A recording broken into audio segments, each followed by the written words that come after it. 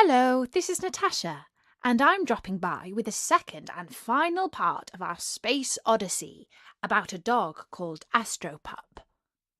This part is a little bit scary, especially if you're a dog. Most people, however, won't be too frightened by it. Astropup, whose real name is Bonzo, used to live with a little girl called Jenny, but when her family moved to Kuwait, her father took him to the space centre. From there, he was sent on a journey in a rocket with a cat and a parrot. Although they didn't get on well together, they managed to arrive on another planet without killing each other on the way. The place they came to was very like Earth by the seaside. And now, I'll hand over to Astropup himself, who will tell you all the rest of the story. The cat said that if we stayed on the beach, we would die of hunger. I said that strictly wasn't true. We would die of thirst before we died of hunger. We argued about that point for a little while, but eventually we agreed to go inland. We climbed up over the dunes and nosed our way through some long grass. The parrot flew overhead, and it was then that I saw that she had something strapped to her foot. When I pointed this out to the cat, she said, "Haven't you noticed that before? It's a camera. She's filming us so that the humans can see what we're doing. They were too afraid to come here themselves, so they've sent us to explore and the parrot to film us." By that stage, I really didn't know whether or not to believe a word the cat had said. I was still looking out for the house of Jenny's grandma. We came to a wood and a stream and lapped up pure cold water. The cat said that proved she was right. We weren't going to die of thirst, but we were going to die of hunger. I was too tired to argue any more. We went to sleep, and in the morning continued on our journey. I chased a few rabbits and squirrels, but didn't catch anything. The cat said that was because I yapped and made too much noise. If only I would leave hunting to her, she would have a chance. And I told her if only she would learn to keep her mouth shut, she would be much improved as a travelling companion. At long last we saw our house. It wasn't the house that belonged to Jenny's grandma, but I thought that the people who lived there would know how to help us. I told the cat to fluff up her fur and look cute, if that was possible for a cat to do. I practised waggling my ears. That usually does the trick. We went up to the door, and I woofed politely. Nobody came out, so I woofed a little louder. The parrot sat up in a tree and watched us, still pointing that camera thing on his foot at us. Then from inside I heard something like a meow. Uh-oh, I thought. Some people like cats, and other people like dogs, and this time it looks like Mog's in luck, not me. The door opened a crack, and I prepared to waggle my ears and roll my eyes with all my might. My little tail was thumping on the ground of its own accord. But my hopes were not high, for my nostrils were filling up with the strongest smell of cat I had ever experienced. Oh no, I thought. They must have hundreds of cats in there. What a dump! The door opened more, and somebody stepped out. I looked up and saw the strangest, weirdest, most horrific face I had ever seen. It was like a human face, but then it was also like a cat face. It had lips like a human, but long pointed teeth like a cat. It had a human nose, but a cat's whiskers. Its eyes were diamond-shaped, and a scary green colour, and its ears were pointed. I'm proud to say that I didn't whimper and I didn't whine. In my heart, I was terrified, but outwardly I was up to fight to the death. I snarled at that dreadful cat person and showed my teeth and all my gums. He or she or it backed off behind the door, and I slowly withdrew down the path.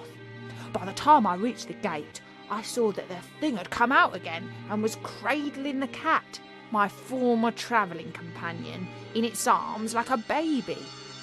And the earth mog had a big cheesy grin all over her smarmy face. That was the last I saw of her.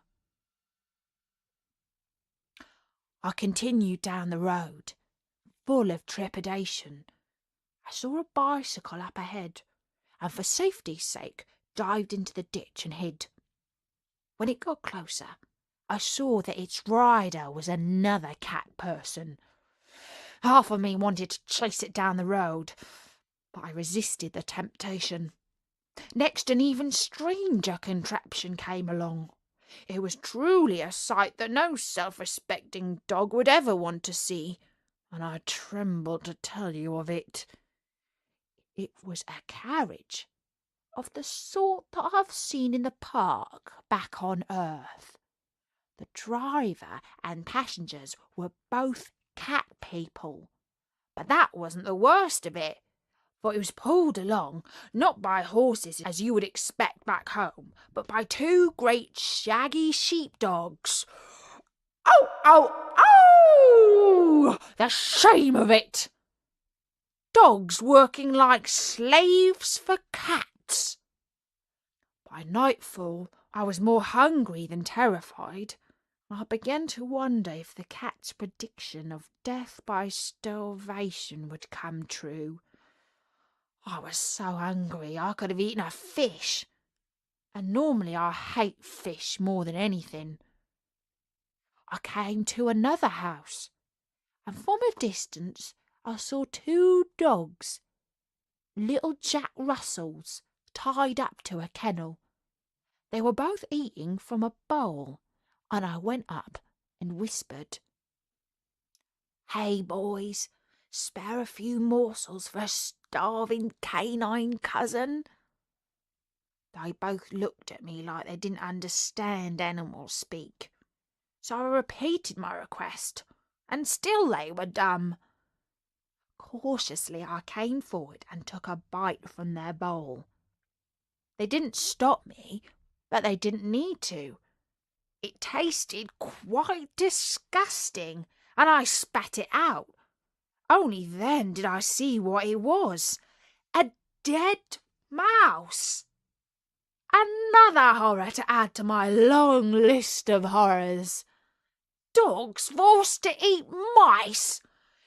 If you've ever wondered what a world ruled by cats would be like, and why in the universe you should have such a dreadful thought, this is what it would be like. Disgusting and degrading from start to finish.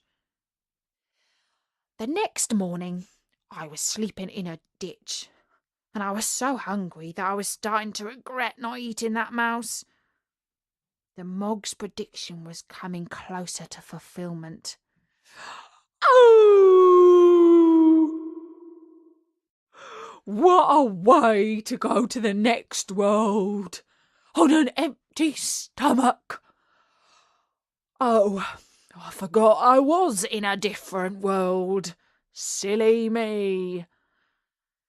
That was the hunger getting to my brain.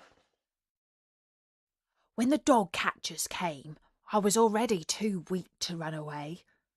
Two cat people wearing masks over their moggy features scooped me up on a spade and shoveled me into the back of a cart.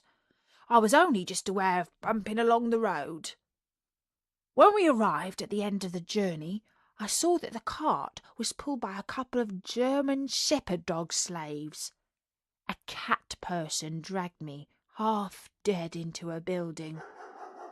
At least it was filled with canine sounds, but they were far from comforting. This was a giant prison kennel, full of dogs barking and howling. I could not understand the local language on this planet, but I can tell you for sure that those weren't happy doggies. I would say they were close to going crazy. I was shown into a prison cell inside, of which were 10 other dogs. But at least there was a trough of water. My fellow cooped-up pooches weren't a bad lot. Although we had no words in common, I could tell they were making the best of things. It seemed to me they were making jokes at the expense of the cat people. It was a pity I could not have joined in, but then again, even if I could have told them that I had dropped in from another world, a world where all dogs looked down on cats and chased them up trees, a world where dogs were respected and called a man's best friend, they would hardly have believed me. In fact, they would have called me nuts. I managed to get some light sleep, but sometime in the middle of the night I was awoken by a light tap on the nose. I half opened one eye, so that anybody looking couldn't really tell whether I was awake or not, and I made out the shape of a bird flapping around a kennel. It took me a while to realise who it was. "Hello, parrot," I said. "Did they lock you up in here too?" "No, you stupid mutt," said the parrot. "I've come to rescue you. Hang on a mo." And with that, he flew out of the bars and started work on the bolt that kept the door shut. It was clearly a lot of effort for a parrot to slide that bolt, but he was stronger than he looked, and somehow he managed it. The door creaked open, and I got up to my feet. "Hurry up," said the bird, but I couldn't leave without the others, and so I woofed to my cellmates to wake them up. They did indeed wake, but so did the guard, a great brute of a cat person. He came up at us, waving a big stick, but one of the mongrels in our cage rushed at him and bit his ankle. The cat person was meowing with surprise and rage. I don't suppose any dog had dared do that to him before, but it was too late for him to raise the alarm because we were on the way out. A sheepdog knocked over another guard on the final exit, and we were free and running down the road at full tilt. The parrot flapped in front, squawking, "Follow me!" and we kept on running till I could smell the sea air once again, and soon we were on the moonlit beach. 2 of the dogs from the prison had kept up with us, a speedy little whippet and the mongrel who had bit the guard by the ankle. The parrot led the way back to the spaceship. "Those 2 can't come in. There's no room," he said. But I insisted. I wasn't going to leave my own kind behind in this dog-forsaken cat world. So in they came, and the door closed behind us. We waited an awfully long time. Some cat people must have found the rocket, because we could hear them clawing on the side of the spaceship. And it began to rumble and roar. I hope we singed a few cat whiskers on takeoff. On the long journey home, the parrot explained quite a bit to me. He was the most highly qualified bird working at the Space Centre. He could speak several languages, including bird language, animal language, and was totally fluent in human languages too. He had passed all the Space Centre's trickiest tests and exams with flying parrot colours. As a result, he had been selected for this incredibly important mission. You see, a deep space probe had discovered a new planet. Evidence suggested that the planet was chiefly inhabited by cats and dogs. The top scientists decided to send a cat and a dog from Earth as ambassadors, but as none could be found who spoke human language, it had been decided to send this most extraordinary parrot to go with us and report back. The scientists wanted us back on Earth so that they could watch the film and see what the planet and its inhabitants look like. Oh boy, they were in for quite a surprise. We were happy though, for we knew we were travelling to a world where we would be respected and fed nice food out of tins. The other two dogs started to learn some of our language, and I was able to tell them that next time they set eyes on a mog, they could chase the scoundrel up a tree. Landed once again with a nasty bump. They really ought to design a spaceship with a soft landing. It just goes to show that the people who make these sort of things never travel in them. When the door opened, we slid down the slide under hot sand. It was so hot that it made our paws want to dance. But soon enough, people arrived in buggies travelling over the sand dunes, and some of them were pointing cameras at us. We were taken back to a big house where more people were waiting and clapping.